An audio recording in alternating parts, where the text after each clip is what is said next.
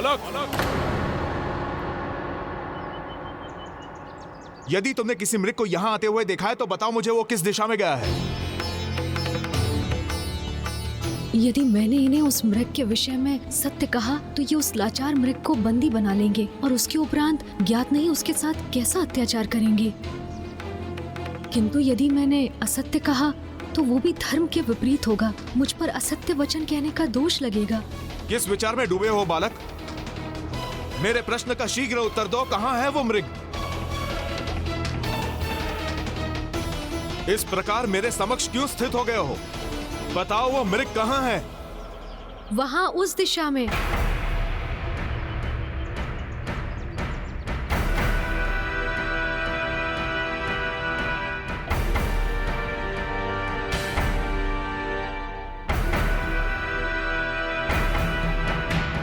मैंने जैसे सोचा था, बालक नंदी ने बिल्कुल वैसे ही किया। उसने यमराज से असत्य कहा।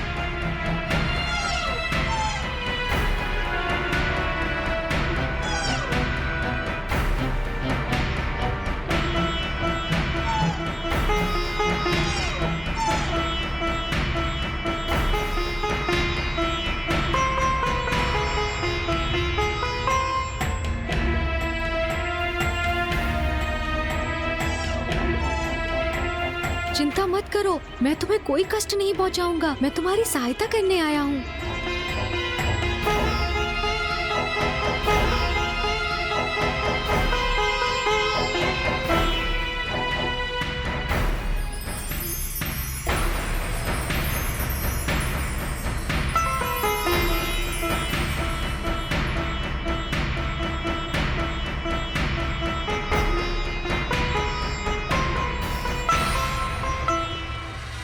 तो तुमने असत्य कहा मुझसे।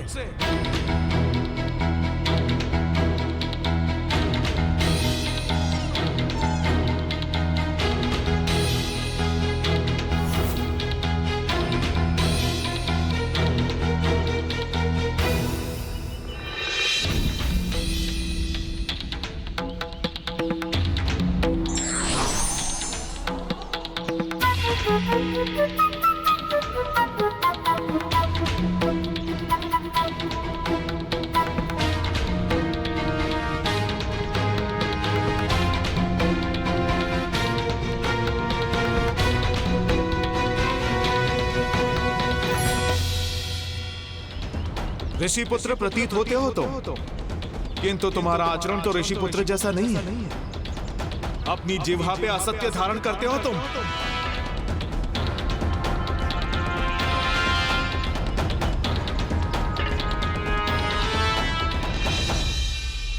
आखेटक, आप हमारे लिए आखेट करने आए थे ना? तो फिर यहां आप इस कोमल बालक पर क्रोधित क्यों हो रहे हैं? आप जिसे कोमल बालक पुकार रहे हैं ना राजन, वो मिथ्या वचन कहने वाला कपटी और अधर्मी बालक है। असत्य तो आप कह रहे हैं आखेटक महोदय, मैंने कोई अधर्म नहीं किया। देखिए देखिए, पुनः असत्य कह रहा है ये बालक। मैं तो आखेट रूपी मृग के पीछे पीछे यहाँ आया था, किंतु इसी ने मुझे भ्रमित कर दिया, दूसरी दिशा में भेज दिया, जबकि यह मृग इसी के साथ यही था। बालक, तुम ऋषि पुत्र हो और असत्य कहने से पहले तुमने तनिक भी संकोच नहीं किया। प्रतीत होता है तुम्हारे गुरु ने तुम्हारी शिक्षा में तुम्हें अधर्म का पाठ सिखाया है। किसी निर्दोष जीव की रक्षा के लिए कहा गया असत्य अधर्म नहीं, अपितु धर्म होता है, क्योंकि धर्म कर्म से तो प्राणियों की रक्षा होती है। इसीलिए ऐसा सत्य जिससे किसी प्राणी को हानि पहुंचे, वो भी अधर्म ही है।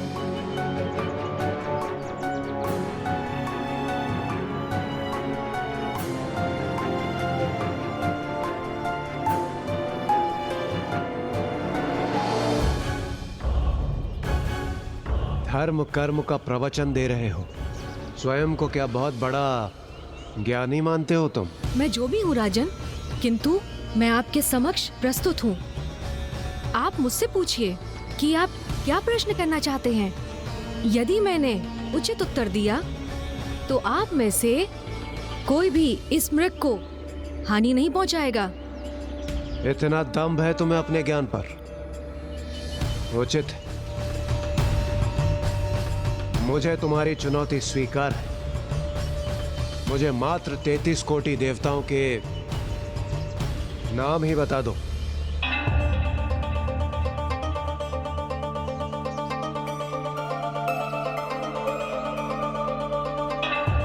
क्या हुआ बालक? मेरे प्रश्न का श्रवण होते ही तुम अपना समस्त ज्ञान भूल गए? तुम्हारे ज्ञान का अहंकार छिन्न भिन्न हो गया? संस्कृत भाषा में कोटि शब्द के 2 अर्थ होते हैं। प्रथम करोड़, जो एक संख्या को इंगित करता है, और अधिकांश मनुष्यों को इस शब्द का यही एक अर्थ ज्ञात है। किंतु कोटि शब्द का दूसरा अर्थ है श्रेष्ठ प्रकार, जो देवताओं के संदर्भ में अधिक मान्य है। इसलिए 33 कोटि देवताओं का अर्थ 33 करोड़ नहीं, अपितु 33 श्रेष्ठतम देवताओं से संबंध रखता है। इसलिए आपके प्रश्न का उत्तर है राजन, 33 कोटि देवता, जिसमें 12 आदित्य, 8 वसु, 11 रुद्र, 1 इंद्र, 1 प्रजापति एवं 2 अश्विनी कुमार, जिनकी संख्या का संयोग हुआ 33। ओम नमः शिवाय, ओम नमः शिवाय, ओम नमः शिवाय, ओम। मात्र संख्या ही ज्ञात है या उनके नामों से भी परिचित हो? 12 आदित्य इस प्रकार हैं: अंशुमान, आर्यमान, इंद्र, त्वष्टा, धातु, पर्जन्य, पूषा, भग, मित्र, वरुण, विवस्वान एवं विष्णु। ओम नमः शिवाय। मैं आपको 11 रुद्र के नाम भी बताता हूँ: शंभु, पिनाकी, गिरीश, स्थानु, भर्ग, भव, सदाशिव, शिव, हर, शर एवं कपाली।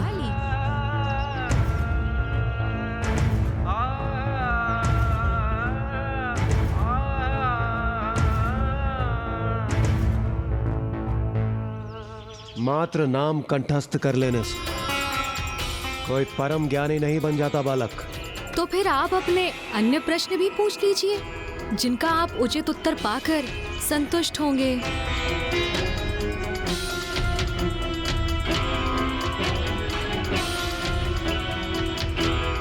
तो ये बताओ, स्त्री और पुरुष के मध्य अधिक श्रेष्ठ कौन है? स्त्री अर्थात माता आदिशक्ति,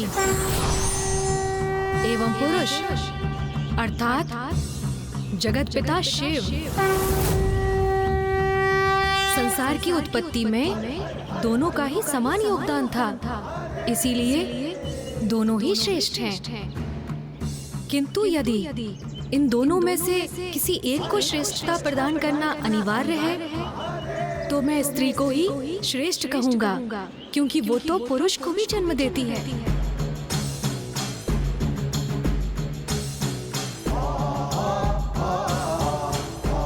शिशु के रूप में पुरुष को अपने गर्भ में 9 मास धारण करती है, प्रसव की पीड़ा सहती है, इसलिए नारी ही अधिक श्रेष्ठ है। और इसीलिए पति की अर्ध पूजा का फल पत्नी को भी प्राप्त होता है। समस्त देवताओं को माता के गर्भ से ही जन्म लेना होता है।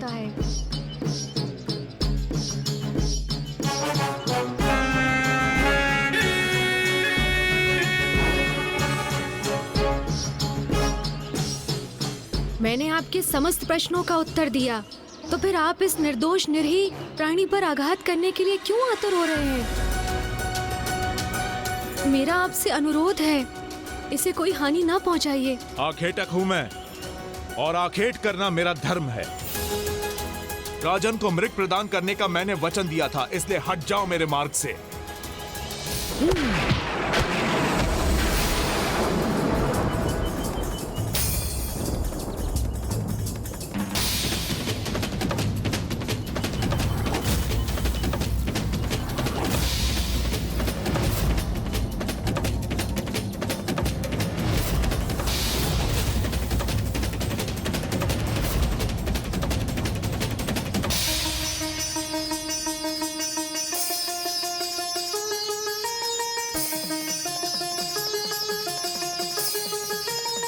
आप सभी भले ही अपने वचन से हट जाएं, किंतु मैंने इस निर्दोष जीव को शरण दी है, इसलिए अब ये मेरा शरणागत है और शरणागत रक्षा के धर्म से मैं कदापि पीछे नहीं हटूंगा। अबोध बालक, हम 5 हैं और तुम मात्र 1, और फिर भी तुम इतना दुस्साहस कर रहे हो। जिसे आप दुस्साहस कह रहे हैं वो तो मेरी धर्मपरायणता है, और ये मेरी चुनौती है कि मैं आप सभी की संयुक्त शक्ति के समक्ष अडिग रहकर धर्म का पालन करूंगा।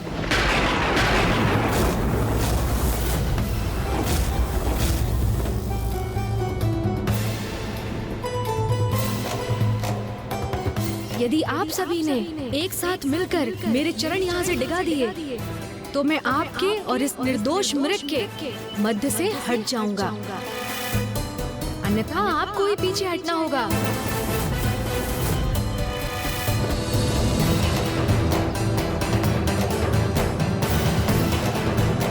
कहीं देवताओं को चुनौती देकर नंदी ने कोई भूल तो नहीं कर दी?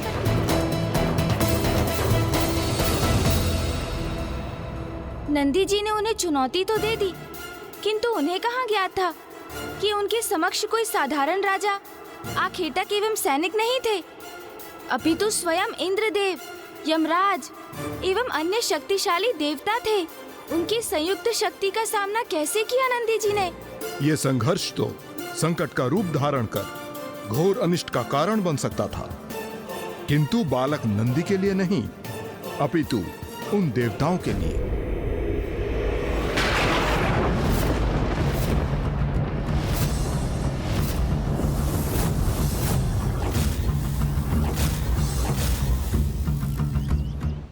मैं आपको एक बार पुनः स्पष्ट कर दूं, यदि आपको ये मृग चाहिए तो आपको मेरे चरण इस स्थान से डिगाने में सफलता प्राप्त करनी होगी, तभी आपको इस मृग को अपने साथ ले जाने की अनुमति होगी, अन्यथा इसे भूलकर लौटना होगा यहाँ से।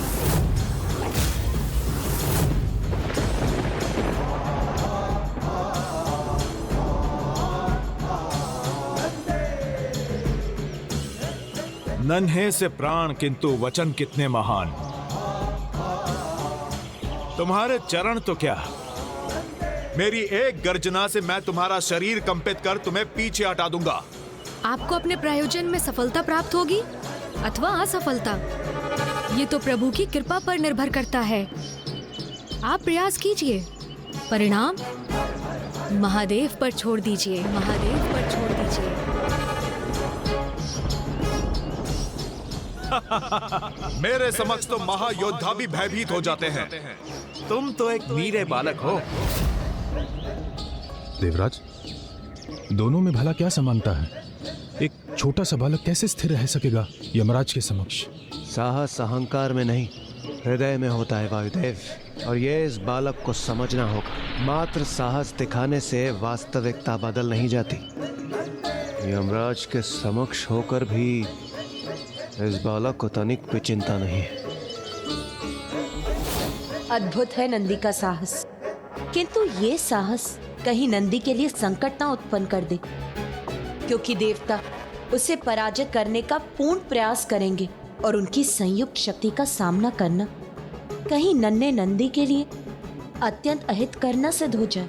कठोर परीक्षा के उपरांत ही मनुष्य का उत्तम चरित्र उजागर होता है, और प्रभु भोलेनाथ के प्रति नंदी की एकाग्रता ने पूर्व में ही प्रमाणित कर दिया है कि वो महादेव का परम भक्त है। और इस परीक्षा के उपरांत ये भी ज्ञात हो जाएगा कि बालक नंदी महादेव का सखा, उनका वाहन बनने योग्य है अथवा नहीं।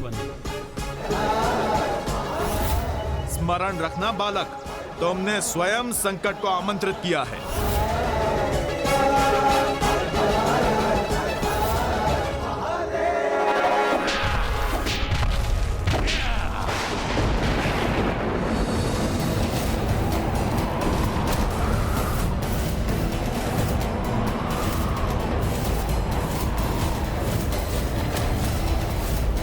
आश्चर्य, मेरी गर्जना से उत्पन्न शक्ति प्रवाह से मैं इस बालक को इसके स्थान से तनिक भी नहीं डिगा सका,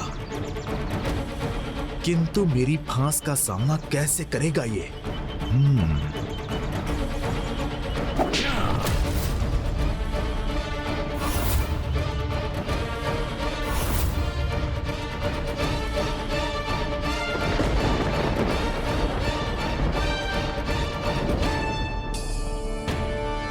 जैसे ही यमराज अपना फांस खींचेंगे उसी क्षण ये बालक नीचे गिरेगा। यमराज की फांस इसे अवश्य पराजित करेगी। एक निरीह बालक की इतनी कठोर परीक्षा, क्या ये उचित है देवराज?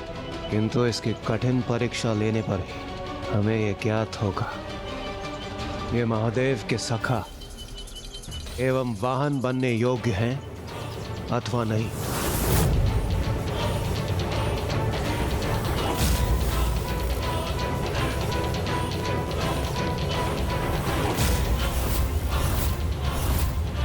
अब तुम अपने स्थान पे कदापि स्थिर नहीं रह पाओगे बालक।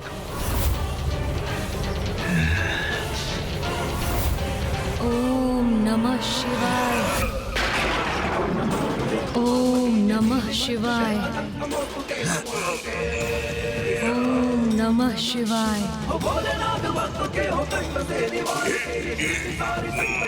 ओम नमः शिवाय।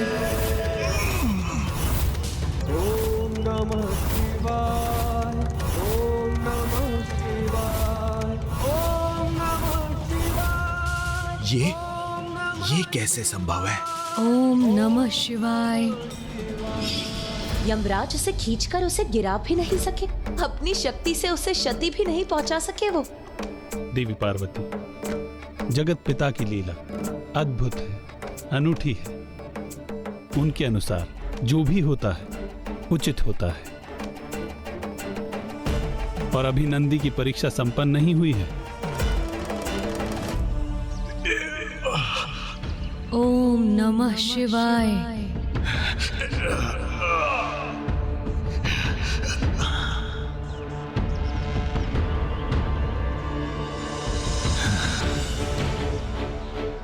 बालक, इतनी उद्दंडता तुम्हारी, तुम मेरा उपहास कर रहे हो। इसका दंड मैं तुम्हें अवश्य दूंगा। ओम नमः शिवाय।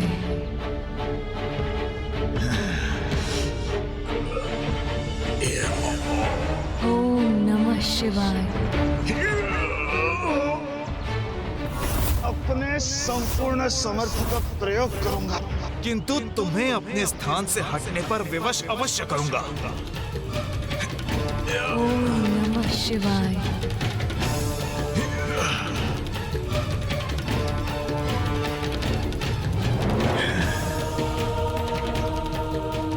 दुस्साहसी बालक, हमारी संयुक्त शक्ति के समक्ष एक क्षण भी नहीं रुक सकते तुम।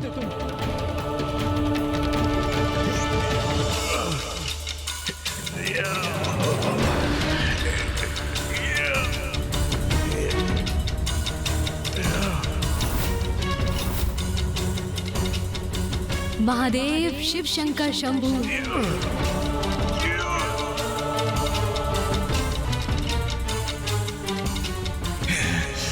अग्निदेव, वरुण देव, अब दोनों के भी आगे बढ़ने का समय आ गया है।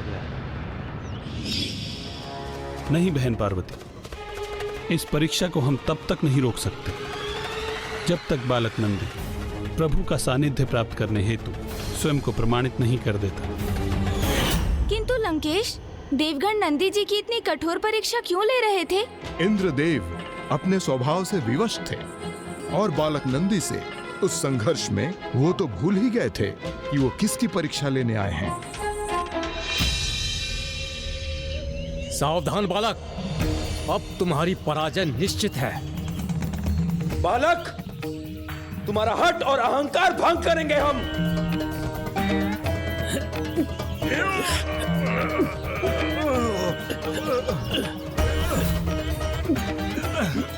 अब इनकी संयुक्त शक्ति इस बालक को अवश्य प्रभावित करेगी।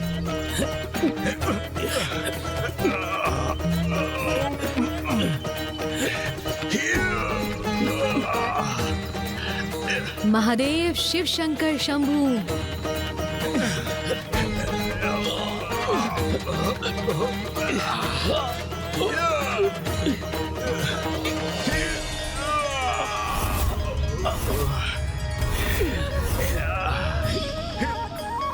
अब तो मुझे पूर्ण विश्वास होने लगा है कि नंदी स्वामी का सखा और वाहन बनने की योग्यता प्राप्त कर चुका है। श्री हरि नारायण की ये मंद मुस्कान क्या संकेत दे रही है?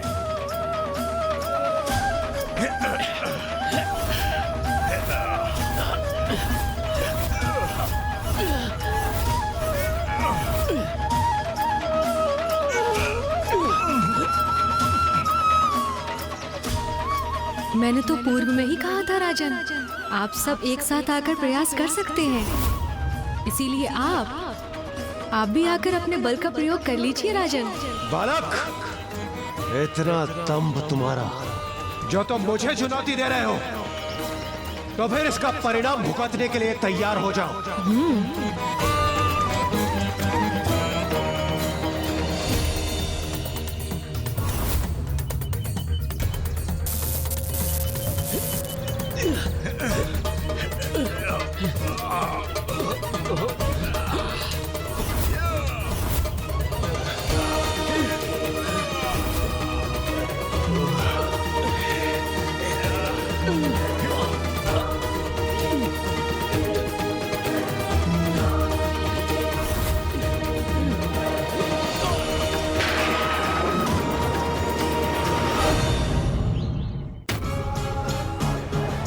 रस्सी छोड़कर आप अपने हाथों से भी प्रयास कर लीजिए।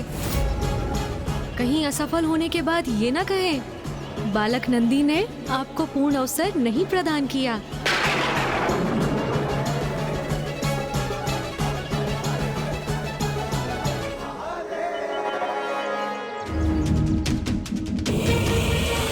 यही चाहते हो ना तुम बालक? तो ऐसा ही होगा। तुम्हारी पराजय निश्चित होगी और वो मृग जिसकी तुम रक्षा कर रहे हो, उस पर भी हमारा अधिकार होगा।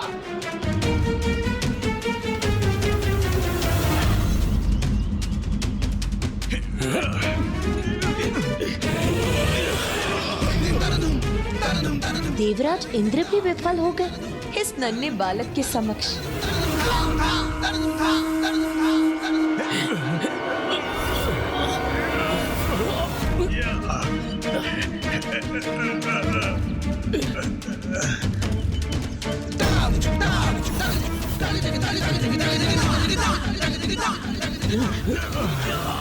महादेव शिव शंकर शंभू, महादेव शिव शंकर शंभू।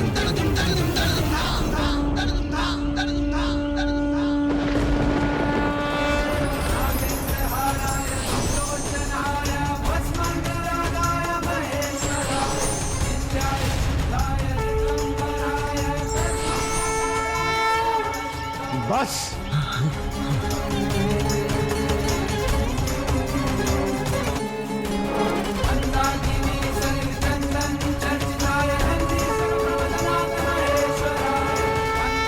प्रणाम महादेव।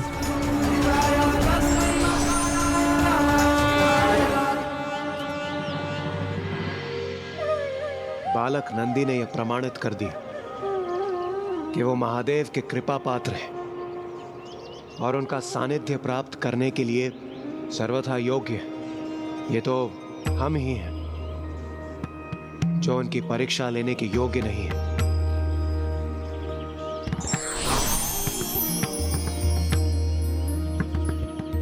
यदि मैं आपको पहचानने में कोई त्रुटि नहीं कर रहा हूं, तो आप इंद्रदेव हैं ना?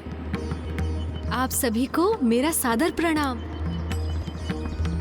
हे अति बलशाली बालक नंदी, आपसे हमें पहचानने में कोई त्रुटि नहीं हुई।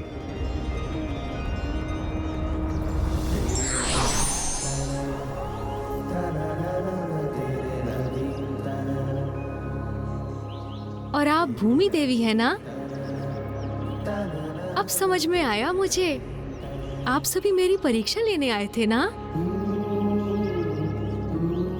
मुझे क्षमा कीजिए कि मैंने आप सभी को अपने चरण थामने के लिए प्रेरित किया, आपको क्षमा याचना करने की तनिक भी आवश्यकता नहीं। ये तो केवल आपकी परीक्षा का भाग था, जिसमें आपने संपूर्ण बल और साहस के साथ स्वयं को सर्वश्रेष्ठ सिद्ध किया है, और हमें भी अत्यंत प्रभावित किया है आपने। आप सर्वथा महान हैं नंदी जी, और ये आपकी धर्म शक्ति का ही प्रभाव है कि हमारे समस्त प्रयासों के उपरांत भी आप अपने स्थान पर अडिग रहे। सत्य है, आप श्रेष्ठ धर्मज्ञ हैं, धर्म के ही अवतार हैं। हम आपको आशीर्वाद देते हैं। आज से आप धर्मज्ञ नंदी के नाम से विख्यात होंगे। नंदी के नाम से विख्यात होंगे। नंदी के नाम से धर्मज्ञ नंदी के नाम से विख्यात होंगे। धर्मज्ञ नंदी के नाम से विख्यात होंगे।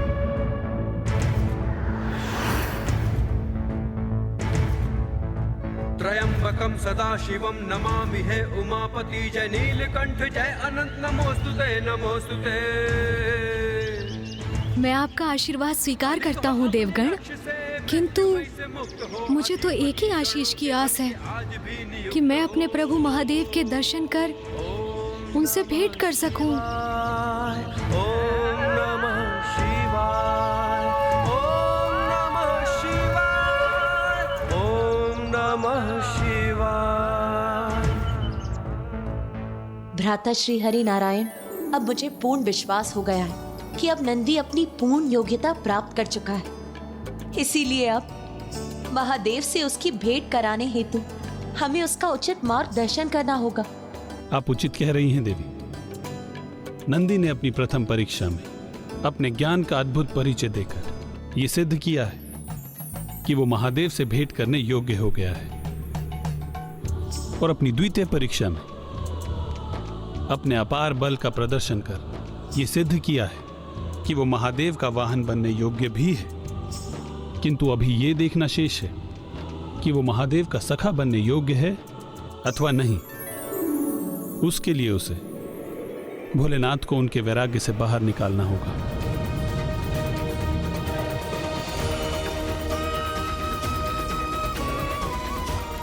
ये नंदी की अंतिम चुनौती, अंतिम परीक्षा होगी, और उसमें सफल होकर अपने सखा को पुनः उसके गृह लौटने के लिए प्रेरित कर अपने धर्म का निर्वाह करेगा, और ये प्रमाणित करेगा कि वो जगत पिता का सखा बनने के योग्य भी है।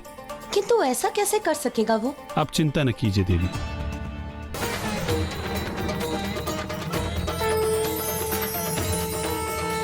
इस आम के माध्यम से प्रभु श्री हरि नारायण मुझ तक अपना संदेश पहुंचा रहे हैं। हे बालक नंदी, आप प्रभु महादेव का सानिध्य अवश्य प्राप्त करेंगे, किंतु उसके लिए आपको पूर्ण रूप से योग्य होना होगा। योग्य? आप उस आम के फल के समान हैं, जो अपने वृक्ष से झड़ तो चुका है, किंतु अभी पूर्ण रूप से परिपक्व नहीं है। बालक नंदी, ये फल तो सृष्टि की ऊर्जा से पक ही जाएगा, किंतु आपको परिपक्व होने के लिए तप की शक्ति की आवश्यकता होगी, और ये आपकी अंतिम परीक्षा होगी, क्योंकि वो तपोशक्ति ही आपको महादेव के समक्ष प्रस्तुत होने के योग्य बनाएगी। और जब आप योग्य होंगे, प्रभु महादेव स्वयं आपके समक्ष प्रस्तुत होकर आपको अपने दर्शन प्रदान करेंगे। उचित है इंद्रदेव। फिर तो नंदी जी ने वही प्रभु महादेव की तपस्या आरंभ कर दी होगी ना लंकेश? हाँ गौरी पुत्र, नंदी जी तो पूर्व से ही महादेव की भक्ति में पूर्ण रूप से समर्पित थे। उनकी भक्ति को मात्र एक दिशा चाहिए थी, किंतु अब उनके समक्ष एक बहुत बड़ी चुनौती थी कि अब प्रभु को उनके वैराग्य से बाहर लाने की चुनौती। लीजिए लंकेश, जल ग्रहण कीजिए, और इतने महत्वपूर्ण कार्य को संपन्न करने का तो एक ही उपाय है, प्रभु महादेव की तपस्या। क्योंकि तप करने से ही प्रभु महादेव के साथ सीधा संपर्क स्थापित होता है ना लंकेश? हाँ, नंदी जी ने तो मात्र अपने पिता से एक अनुमति प्राप्त कर वही वन में आम वृक्षों एवं बेल पत्रों के मध्य प्रभु के मंत्रों का जाप कर अपनी तपस्या आरंभ की। ओम त्र्यंबकं यजामहे सुगंधिं पुष्टिवर्धनम् उर्वारुकमिव बन्धनान् मृत्युर्मुक्षीयमामृता। त्र्यंबकं यजामहे सुगंधिं पुष्टिवर्धनम् उर्वारुकमिव बन्धनान् मृत्युर्मुक्षीयमामृता। पुत्र नंदी, मेरी तो यही कामना है कि तुम अपने तप से इतनी शक्ति प्राप्त करो कि स्वामी अपने वैराग्य से बाहर आकर कैलाश लौट आए और कैलाश की उदासी दूर हो जाए। ओम नमः शिवाय। ओम नमः शिवाय। ओम नमः शिवाय। ओम नमः शिवाय। ओम नमः शिवाय। ओम नमः शिवाय। नाथ, मेरी तो एक ही आशा है कि प्रभु महादेव के प्रति नंदी की भक्ति की एकाग्रता से नंदी शीघ्र ही अपने तप के चरम पर पहुँचे और प्रभु महादेव से जुड़ाव स्थापित कर इस असंभव प्रतीत होने वाले कार्य को सफलतापूर्वक संपन्न करे। ओम नमः शिवाय। ओम नमः शिवाय।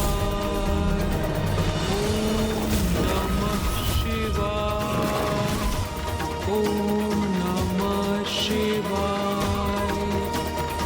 ओम नमः शिवाय।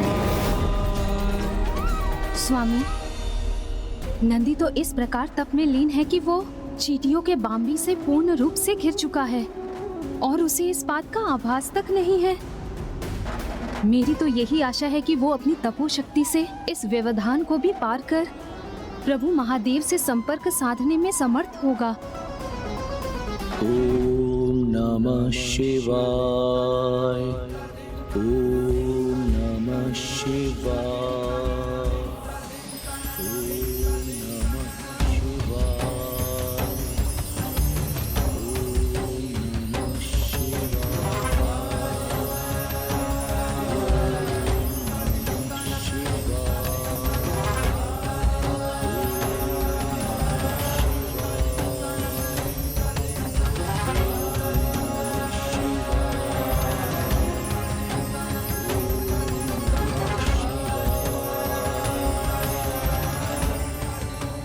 नंदी अपनी तपोशक्ति से प्रभु को शीघ्र प्रसन्न और प्रभावित कर उन्हें उनके वैराग्य से बाहर ला सके, यही कामना है मेरी।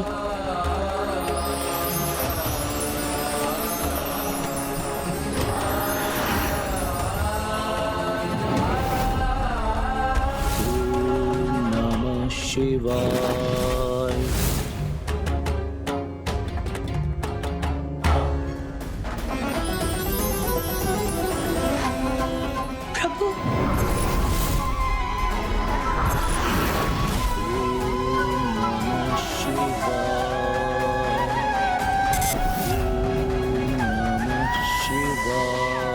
नंदी ने तो अपनी एकाग्रता से अपनी तपोशक्ति प्रभु तक पहुंचा दी है, फिर प्रभु के मनोभाव में कोई परिवर्तन क्यों नहीं आ रहा?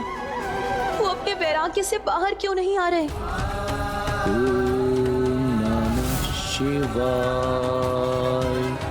ओम नमः शिवाय। नाथ, मुझे बताने की कृपा करें कि जब नंदी की इतनी अनुपम भक्ति है कि उसकी तपोशक्ति बांबी रूपी बाधा को भी पार कर महादेव तक पहुंच गई, तो फिर अब उसकी भक्ति में ऐसा क्या शेष रह गया है कि अभी भी महादेव पर उसका कोई प्रभाव नहीं है?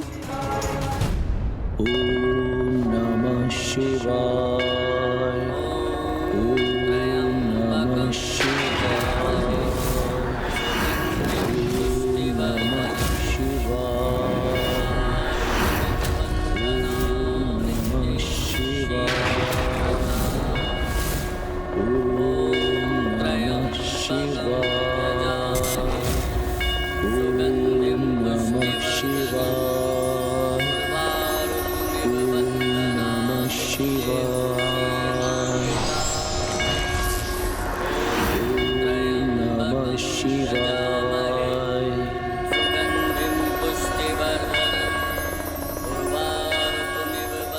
महादेव ने नंदी का तप स्वीकार कर लिया है। अब शीघ्र ही नंदी की अंतिम परीक्षा भी सफल होगी।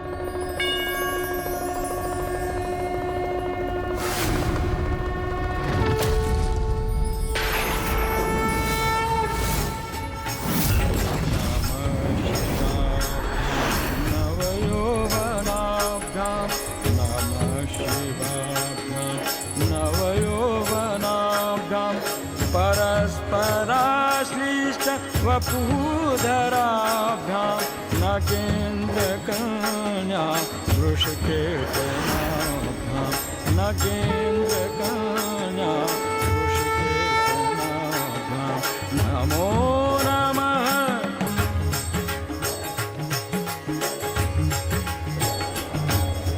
नमो शिवाभ्यां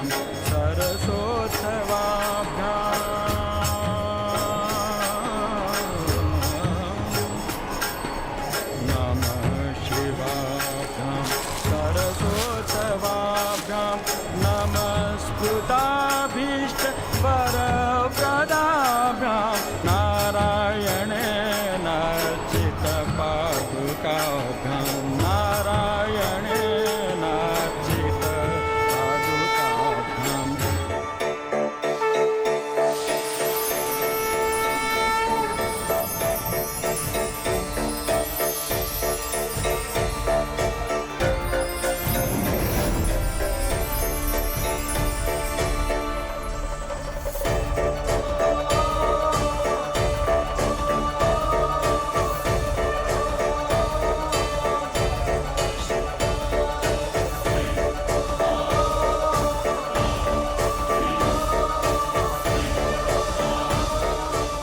नंदी नंदी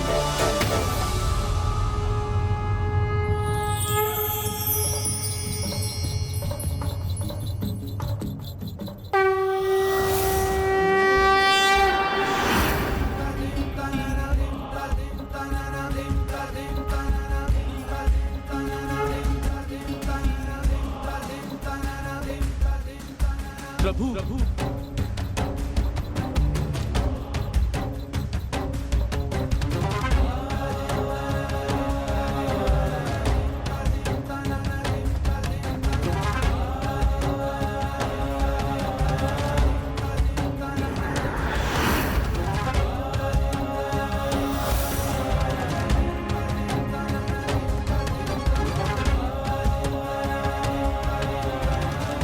अपने भक्त का प्रणाम स्वीकार कीजिए प्रभु।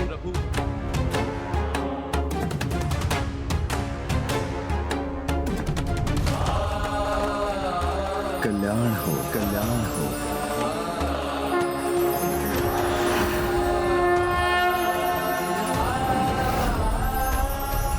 अंततः स्वामी के मुख पर मुस्कुराहट लौट ही आई।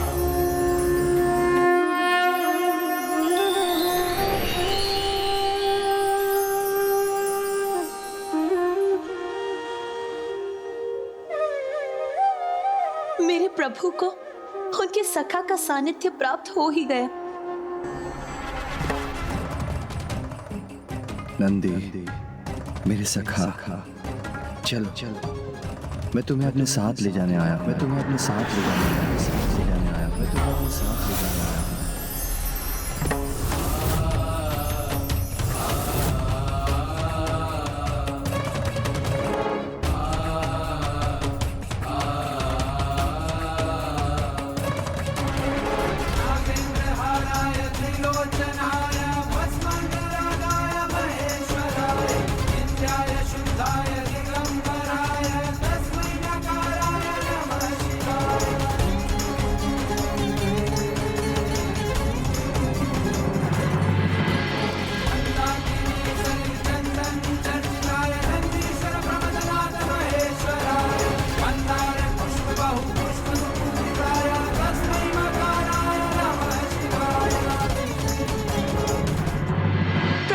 साथ लेकर आ रहे हैं। उनके भव्य स्वागत का आयोजन कीजिए। जाइए, शीघ्र जाइए।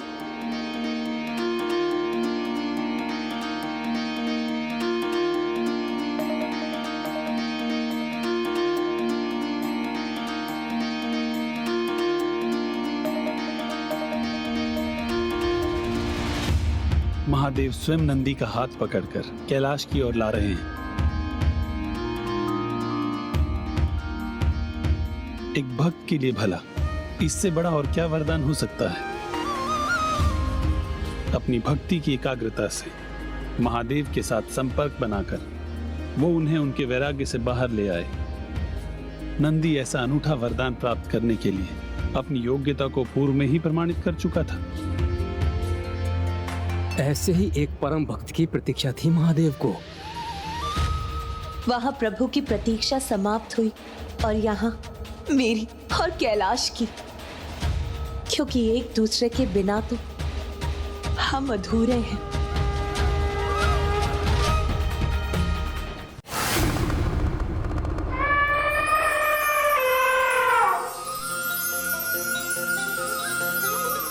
कितना अद्भुत होगा ना वो दृश्य, जब पिताश्री के साथ नंदी जी के आगमन से समस्त कैलाश आनंदित हो गया होगा। इतना विशाल हृदय है मेरे प्रभु शिव शंकर शंभु भोलेनाथ का।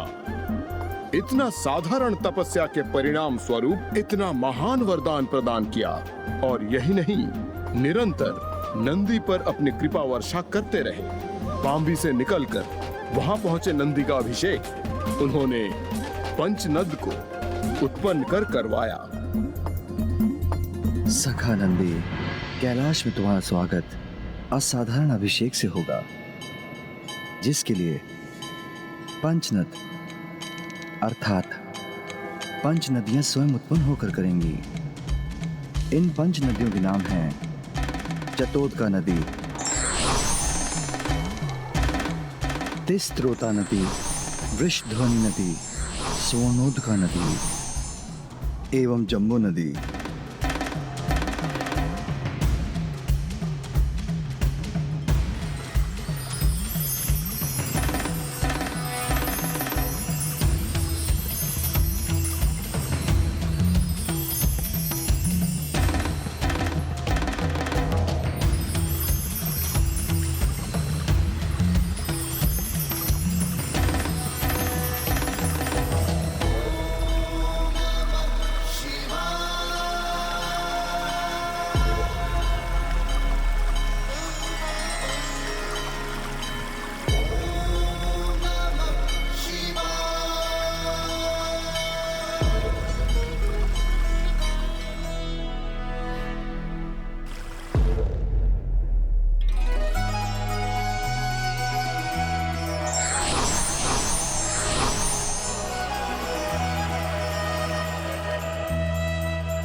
नंदी के अभिषेक हेतु जो पंच नदियां उत्पन्न हुई हैं, भविष्य में जो भी उनके पावन जल में स्नान कर भक्ति भाव से नंदी की स्तुति करेगा, वो सभी पापों से मुक्त हो जाएगा। और जिस प्रकार नंदी के कैलाश में आगमन से आनंद तरंग उत्पन्न हुई है, उसी प्रकार इन नदियों की पावन जलधारा से सूखी बंजर भूमि को अपने जल से सींचकर सभी को आनंदित करेगी। नंदी, मैं तुम्हें अभी और वरदान प्रदान करने का इच्छुक हूं। आज से तुम समस्त शिवगणों के अध्यक्ष होंगे। एक और वरदान देता हूं तुम्हें। मरुत की पुत्री सुयाशा से तुम्हारा विवाह होगा। और ये तृतीय वरदान है जो मैं तुम्हें प्रदान करता हूं। अब तुम जीवन मृत्यु के चक्र से मुक्त होकर सदा कैलाश में ही निवास करोगे, और तुम्हारे समस्त पितरों के साथ तुम्हारे पिता को भी कैलाश में स्थान प्राप्त होगा। और तुम मेरे स्वामी जगत पिता महादेव को उनके वैराग्य से बाहर लेकर आए। तुम उनके सहायक बने, उनके साथ तुमने एक पिता पुत्र का संबंध स्थापित किया। इसीलिए आज से तुम मेरे लिए एक पुत्र के समान प्रिय रहोगे। पिताश्री और माँ का इतना अपार स्नेह पाकर उनसे इतने वरदान प्राप्त कर तो नंदी जी कृतार्थ हो गए होंगे लंकेश। उनके आनंद की तो कोई सीमा ही नहीं रही होगी। हाँ, फिर भी उन्होंने प्रभु से और वरदान प्राप्त करने की इच्छा व्यक्त की, तनिक भी संकोच नहीं किया।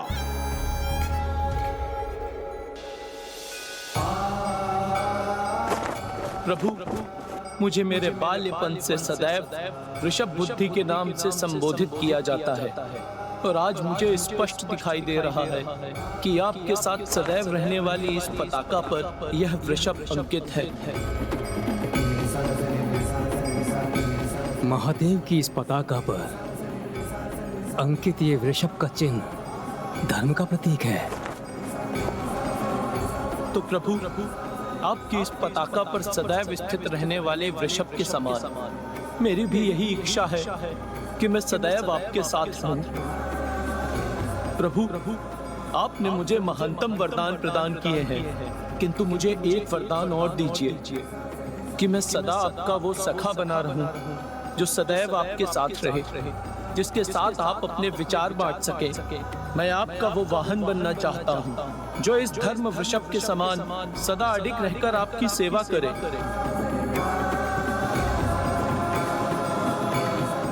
मैं आपका वो भक्त बनना चाहता हूँ जो सदैव आपकी भक्ति हेतु आपके समक्ष प्रस्तुत रहे।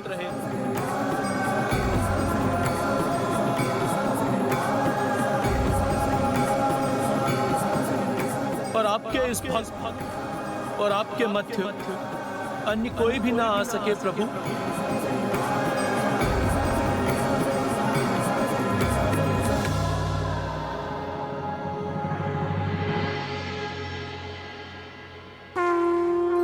तथास्तु नंदेश्वर, तथास्तु नंदेश्वर, तथास्तु नंदेश्वर।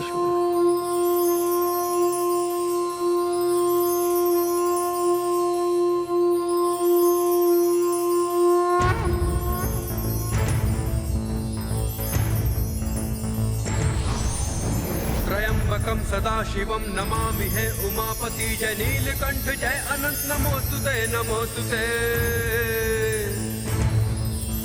हो भोलेनाथ भक्तों के हो कष्ट से निवारते, ये सृष्टि सारी संकटों से शिव ही है उबारते। ओम नमः शिवाय, ओम नमः शिवाय, ओम नमः शिवाय, ओम नमः शिवाय, ओम नमः शिवाय, ओम नमः शिवाय। कठोर तप शिनाद ने जो पुत्र के लिए किया, स्वयं ही पुत्र रूप में प्रकट होने का वर दिया। लिया जो जन्म भूमि से शिलाद ने ग्रहण किया, आनंदमय हो आपको नाम नंदी का दिया। ओम नमः शिवाय, ओम नमः शिवाय, ओम नमः शिवाय, ओम नमः शिवाय, ओम नमः शिवाय, ओम नमः शिवाय। हुआ जो ज्ञान अल्प आयु का तो घोर तप किया, अमरता का था पाया वर शिव जी जो प्रसन्न हुए। अडिग हो अपने लक्ष्य से मृत्युमय से मुक्त हो, अधिपति गणों के बन के आज भी नियुक्त हो। ओम नमः शिवाय, ओम नमः शिवाय। अब स्वामी की वो मुस्कुराहट जिसको देखने के लिए मैं ही नहीं समस्त जगत व्याकुल हो उठा था, वो स्वामी के चेहरे पर लौट आई। ओम नमः शिवाय। लंकेश, अब मुझे ज्ञात हुआ कि प्रभु महादेव के शिवलिंग एवं नंदी जी की मूर्ति के मध्य किसी को कोई स्थान क्यों नहीं प्राप्त होता, क्योंकि इस प्रकार नंदी जी शांत भाव एवं पूर्ण एकाग्रता से सदा प्रभु भक्ति में लीन रहते हैं और उनकी भक्ति सीधे प्रभु तक पहुंचती है। और जो भी भक्त नंदी जी के कान में कुछ कहता है, वो संवाद भी सीधे प्रभु तक पहुंच जाता है। उन्होंने सिद्ध कर दिया कि भक्ति की एकाग्रता से यदि भक्त के नेत्रों में मात्र उसके प्रभु की छवि हो और उसके मन में अपने लक्ष्य पर पहुंचने की प्रतिबद्धता हो, तो कुछ भी प्रभु पद भी असाध्य नहीं। आप सर्वथा उचित कहते हैं गौरी पुत्र, और मैंने ये अनेकों बार प्रमाणित किया है।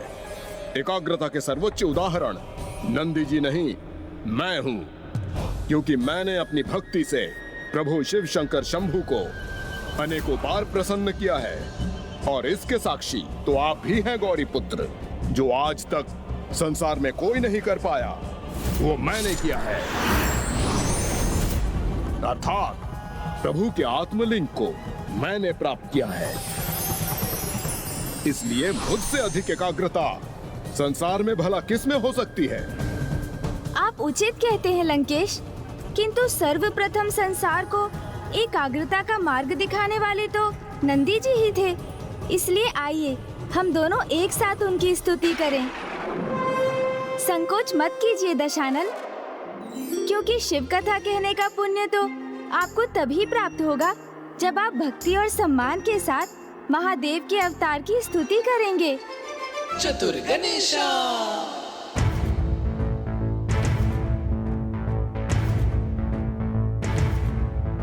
त्रयंबकम सदा शिवम नमामि है उमापति। जय नीलकंठ जय अनंत नमोस्तुते नमोस्तुते। हो भोलेनाथ भक्त के हो कष्ट से निवारते। ये सृष्टि सारी संकटों से शिव ही है उबारते। ओम नमः शिवाय, ओम नमः शिवाय, ओम नमः शिवाय, ओम नमः शिवाय, ओम नमः शिवाय, ओम नमः शिवाय। कठोर तब शिलाद ने जो पुत्र के लिए किया, स्वयं ही पुत्र रूप में प्रकट होने का वर दिया। लिया जो जन्मभूमि से शिलाद ने ग्रहण किया। आनंदमय हो आपको नाम नंदी का दिया। ओम नमः शिवाय, ओम नमः शिवाय, ओम नमः शिवाय, ओम नमः शिवाय, ओम नमः शिवाय, ओम नमः शिवाय। हुआ जो ज्ञान अल्प आयु का तो घोर तप किया। अमरता का था पाया वो शिव जी जो प्रसन्न हुए। अडिग हो अपने लक्ष्य से, मृत्युमय से मुक्त हो। अधिपति गणों के बन के आज भी नियुक्त हो। ओम नमः शिवाय, ओम नमः शिवाय, ओम नमः शिवाय, ओम नमः शिवाय, ओम नमः शिवाय, ओम नमः शिवाय। प्रणाम नंदेश्वर जी, हमें अपने भव्य दर्शन प्रदान करने के लिए आपको कोटि कोटि धन्यवाद। लंकेश, अब आप भी नंदेश्वर जी को प्रणाम कर उनका आशीष प्राप्त कीजिए। जिस प्रकार अपने आशीर्वाद से इन्होंने सूखी तप्त भूमि की प्यास बुझाई है, उसी प्रकार वो आप पर भी अपनी कृपा की वर्षा करेंगे। मुझे जिसकी आशीष की आवश्यकता है, मुझे प्रभु से वो प्राप्त हो चुकी है, और उनका आत्मलिंग इसका प्रत्यक्ष प्रमाण है।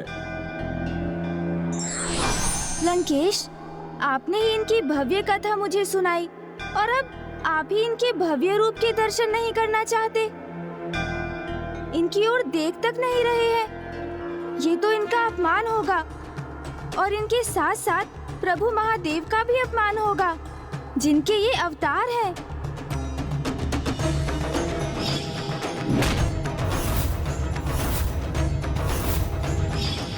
यदि मैं इन्हें देखूंगा तो मेरी हंसी उत्पन्न होगी, क्योंकि मुझे इनका वानर समान मुख स्मरण हो जाएगा, जो मैंने कैलाश में देखा था। ये क्या किसी वानर के समान उछल उछल कर एक स्थान से दूसरे स्थान पर शिलाएं फेंक रहे हो? बहुत हुई तुम्हारी ये क्रीड़ा, बहुत उछल लिए एक वानर के समान। लंकेश, ये तुम नहीं, तुम्हारा अहंकार बोल रहा है, जिसके वश में आकर तुम मेरा अपमान कर रहे हो। दशानन, आप स्वयं अपने आराध्य के अवतार नंदेश्वर महाराज का अपमान क्यों कर रहे हैं? ये आपका भ्रम है गौरी पुत्र कि नंदेश्वर प्रभु के अवतार हैं। इसलिए ये स्वयं भी ईश्वर समान ही हैं। भोलेनाथ हैं मेरे प्रभु महादेव शिव शंकर शंभु। उनके भोलेपन का लाभ उठाकर आपने ये उपाधि प्राप्त की है। और मेरे प्रभु तो साधारण भक्ति का भी बड़ा फल प्रदान कर देते हैं। चंद्रदेव की पूजा से प्रसन्न होकर उन्होंने उनका उद्धार करने हेतु चंद्रदेव को अपने शीश पर धारण कर लिया। भागीरथ से प्रसन्न होकर उन्होंने देवी गंगा को अपने जटाओं में स्थान दिया। और प्रभु तो किसी पर भी अपनी कृपा करने से नहीं रुकते, जिसका उदाहरण आपके समक्ष है। प्रतीत होता है जैसे तुम स्वयं अपने उदाहरण का उल्लेख कर रहे हो, क्योंकि भोलेनाथ का लाभ तो तुमने उठाया है। उनसे उनके आत्मलिंग को प्राप्त कर। अपनी योग्यता से प्राप्त किया है मैंने प्रभु के आत्मलिंग को, और अब इन्हें लंका ले जाकर ही स्थापित करूंगा मैं। शिवधाम का अर्थ ही परिवर्तित हो जाएगा, क्योंकि प्रभु शिव शंकर शंभु कैलाश का त्याग कर लंका में निवास करेंगे। तब आप वहीं उनके द्वारपाल बने रहना नंदेश्वर जी।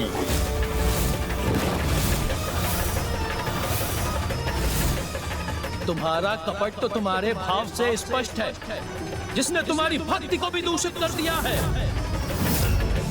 जिस उद्दंडता के साथ तुम महादेव के आत्मलिंग को लंका ले जाने का प्रयास कर रहे हो, क्या तुम उसमें कभी सफल हो पाओगे? कौन रोकेगा मुझे? हाँ, मैं रोकूंगा तुम्हें। कदाचित तुम्हें स्मरण नहीं है लंकेश, समस्त देवता अपनी सामूहिक शक्ति का प्रयोग करके भी मुझे मेरे स्थान से हटाने में असमर्थ थे। स्वयं प्रभु महादेव का भार उठाता हूं मैं। तुम्हें तो बड़ी सरलता से रोक दूंगा। आपकी शक्ति से